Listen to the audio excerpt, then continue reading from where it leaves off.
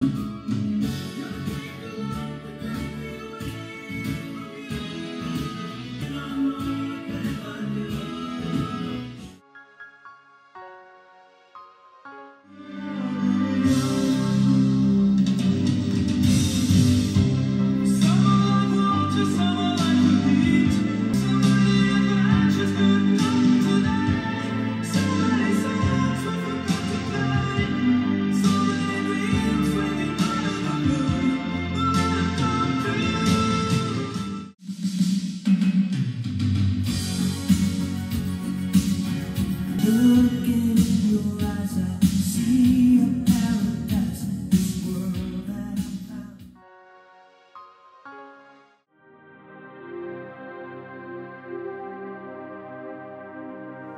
常の中で静かな時間を楽しんでいます。本を読んだり、好きなドラマを見たり、家族と過ごしたり、友達に会ったり、そして書いたりしています。静けさと音楽の間で、期待と迷いの間で、この9月は私にとってとても特別なものです。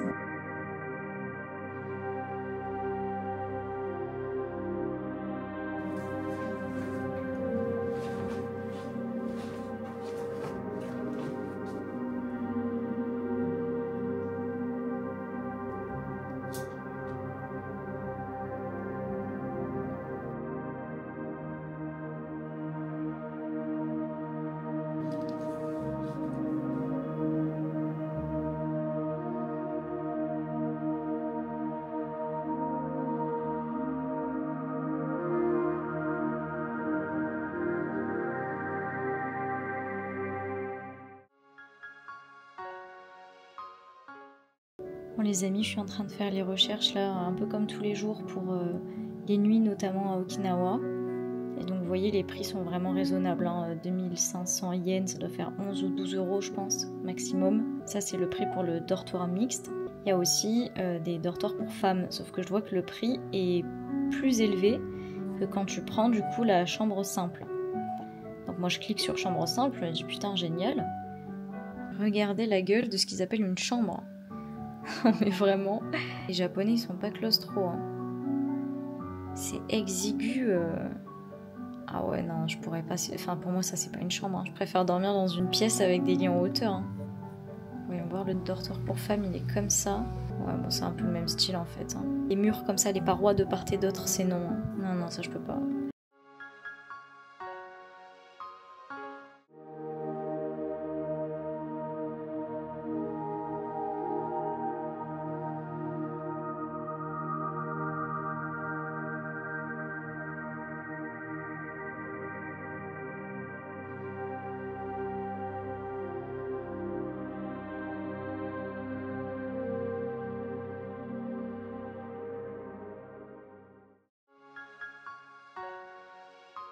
Et coucou tout le monde, on se retrouve en ce 21 septembre et on est à J-7 avant le grand départ. Oh my god. Aujourd'hui je me suis énormément reposée parce que ça fait 3-4 jours que je profite un maximum de mes amis. J'ai beaucoup fait la fête, j'ai fait un petit peu le tour de tout le monde, sachant qu'on se verra pas pendant minimum 3 mois. Donc c'est vrai que j'ai enchaîné soirée sur soirée, lendemain de soirée sur lendemain de soirée. J'ai surtout aujourd'hui passé le step de prendre ma carte SIM pour le Japon, donc l'étape en fait d'internet. C'était un vrai truc, j'ai fait énormément de recherches et je voulais vous le partager si jamais vous aussi vous êtes dans cette démarche où vous serez amené à l'être. En termes de site, Dokodemo, qui est donc l'entreprise, l'organisation qui m'aide à organiser mon voyage au Japon, m'ont recommandé Sakura Mobile. Ça a l'air d'être plutôt fiable mais très cher.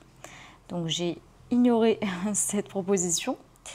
Ensuite, il y a Airalo qui n'était pas forcément avantageuse. Il y a Holifly qui est la première eSIM, parce que du coup, je préfère la eSIM. Ça a quand même des propriétés peut-être plus pratiques que d'acheter une vraie carte SIM. Holifly, c'est la numéro 1 dans les référencements. Son seul souci, et qui est conséquent pour moi, c'est qu'elle coûte cher. 42 € par mois pour Internet illimité, soit 126 € les 3 mois. Donc ça, étant donné ce que le marché propose avec des prix beaucoup moindres chez d'autres ici, j'ai laissé tomber. En revanche, celle avec laquelle j'ai pu hésiter, c'était Ubigi. J'étais partie avec au Japon l'année dernière pour mon voyage, parce qu'en fait, ils proposent des tarifs qui sont plutôt avantageux. On est sur une trentaine d'euros par mois pour du 25 Go. Le seul souci, c'est que moi, ça n'avait pas été top. Mon expérience avec Ubigi, j'en avais parlé dans la vidéo que je vous mets dans le petit. Mais je sais aussi que c'était ponctuel. Il y a de très bons avis quand même sur Ubigi. Et puis, il y avait un problème particulier voilà, à ce moment-là. Quoi qu'il en soit, j'ai hésité avec Ubigi. Finalement, j'ai choisi ce qui me semble être la meilleure solution. Je vous en parle dans quelques minutes. Une autre possibilité qui s'offrait à moi, c'était d'acheter une carte SIM sur un site chinois, du fait qu'il y ait le chéri de Juliette. En termes de désavantages, il y avait le fait qu'on devait attendre son arrivée à Okinawa pour qu'il puisse nous la fournir. En plus, c'est une SIM et moi, je préfère avoir une eSIM. Et il y avait aussi le fait que c'était un site chinois. Il y avait un service après-vente en anglais, mais personnellement, je me sens quand même plus à l'aise d'avoir des contacts dans ce genre de situation un peu extrême avec des personnes qui parlent vraiment ma langue. Et en fait, le doute s'y mise dans le fait qu'il y avait un énorme gap budgétaire. C'est 17 € par mois, ce forfait-là, du coup, chinois. Finalement, j'ai opté pour un forfait de chez Jetpack. Donc, je connaissais pas du tout, mais j'ai fait beaucoup de recherches et ça a l'air très qualitatif. C'est des eSIM qui sont vérifiés, recommandés. Apparemment, la connexion, elle est très bonne. Elle recoupe plusieurs canaux très connus. Il y a Docomo, Light. Non, je me souviens pas de tous les noms, mais voilà, c'est de la 4 ou 5G. Aussi un avantage inhérent au fait qu'on peut utiliser visiblement WhatsApp, Uber, Grab et Google Maps, même sans connexion Internet. Il y a évidemment un service français après-vente d'aide si on est en difficulté pour l'activer sur son téléphone. L'année dernière, on avait galéré pour installer Ubigi. J'espère que ce sera plus simple cette année. Alors au début, je voulais évidemment opter pour des forfaits par 3 mois, 90 jours, et je me suis rendu compte qu'en fait ça augmente vachement le prix, qu'il vaut mieux prendre des forfaits de 1 mois et les renouveler. Et après il y avait toute l'hésitation de est-ce que je prends du 20, 25, 30 gigas, plus, moins, je ne sais pas. Et finalement Juliette m'a dit que 25 gigas par mois c'était largement suffisant. J'ai quand même voulu opter pour du 30 gigas du fait de mon activité sur les réseaux et tout ça, qui consomme pas mal, même si je vais essayer bien sûr de me brancher sur tous les réseaux Wi-Fi que je vais trouver. On est donc parti sur un forfait de 30 gigas pour 30 jours et 3 fois, donc les 90 jours. Ce qui revient donc en dollars à 73 et en euros ça fait 60. Ouais, 62. À la base c'est quand même 60 € le mois. Il y a une réduction de 50% sur le mois. Ce qui fait que ça coûte 30 €. Ajoute à ça le fait que quand tu prends les 3, le prix descend. 62 € pour 3 mois, au lieu de 90 €, en cumulant donc les moins 50% initiaux, plus le fait que les packs, c'était exponentiel, quoi. Plus il y en avait, plus ils ont baissé. Enfin, je suis hyper surprise parce qu'au final, vous voyez, je me retrouve avec un forfait qui est presque aussi peu onéreux que celui chinois là avec lequel j'hésitais. Donc à voir comment ça fonctionne, je vous tiendrai au courant si j'ai réussi à bien l'installer, si c'était clair, si ça fonctionnait et tout ça. Pour l'instant ça m'a l'air super. J'ai bon espoir que ça se passe bien quoi.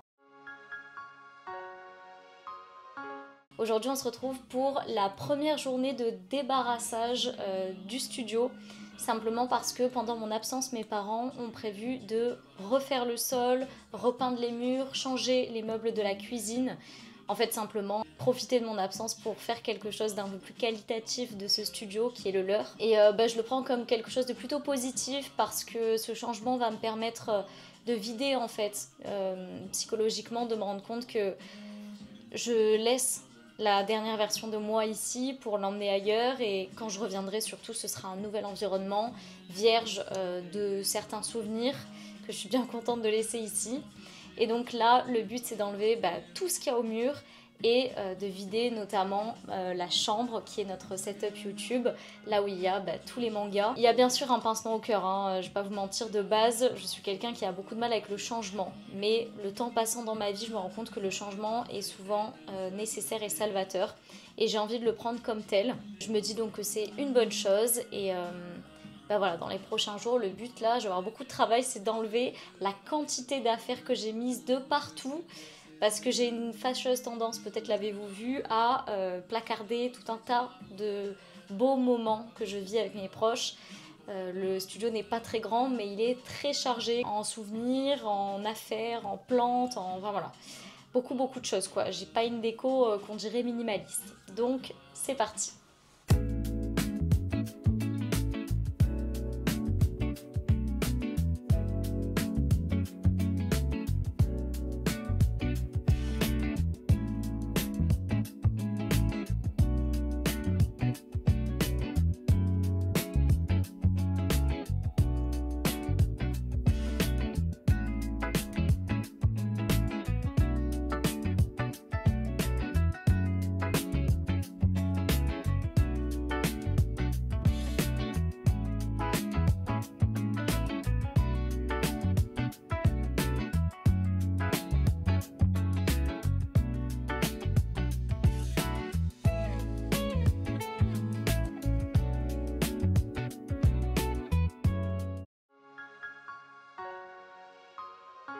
On est sur un mail de Docodemo.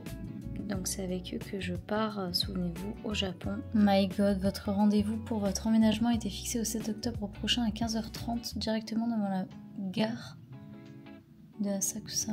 Vous trouverez ci-joint un itinéraire complet à suivre jusqu'au point de rendez-vous où Romain vous attendra. Mais c'est incroyable les gars. Oh, je m'attendais pas du tout à ça en fait, je savais pas que j'allais être prise en charge. C'est trop bien. Donc le 7 octobre à 15h30 avec un itinéraire complet jusqu'au point de rendez-vous. Ah, nous vous recontacterons pour les modalités qui concernent la rentrée à l'école. Donc ça c'est strictement pour le logement et je vais avoir un accompagnement supplémentaire concernant l'école. Mais c'est incroyable. Itinéraire à suivre de l'aéroport de Haneda jusqu'au point de rendez-vous. Il m'explique tout. Oh non, je suis trop émue là, c'est compliqué hein. Tiens le coup ma grande. De Haneda, en fait je réalise pas que je vais partir, c'est trop d'émotions là, je vous jure. J'arrive pas. Oh, ils m'ont mis le numéro du propriétaire du logement en cas de problème. Et en cas d'urgence, je peux téléphoner à la personne de Docodemo qui parlerait en français, mais c'est un truc de ouf. Je savais pas. Il devrait dire qu'il propose un service tel quel. Hein. Parce qu'il y aurait encore plus de gens, je pense, qui seraient intéressés. Bah c'est trop bien, il me donne mon itinéraire pour aller de Haneda à Asakusa, je pensais me débrouiller sur le tas. Ça c'est le meilleur mail là. Je vais quand même vérifier pour mon avion. Je pense que, bon je leur avais envoyé les informations de mon vol. Je vais quand même vérifier qu'il n'y a pas de galère. Non, ça c'est mon retour en France. Ça va aller vite, hein. Il va falloir que je profite parce que je pense que le voyage va passer très vite. Ok, alors j'arrive à Tokyo, Haneda, à 12h40. C'est trop bien. C'est trop bien. Ça veut dire qu'à 13h dans ces eaux-là, je serai à Haneda et le rendez-vous qu'il me fixe, c'est à 15h30, c'est ça? Ce qui me laisse une marge d'environ 3 heures, entre 2 et 3 heures pour les rejoindre. Si j'arrive en avance, ouais, c'est ça, 15h30. Je peux quand même aller manger quelque chose. Enfin, c'est parfait. Incroyable. Écoutez, je suis ravie.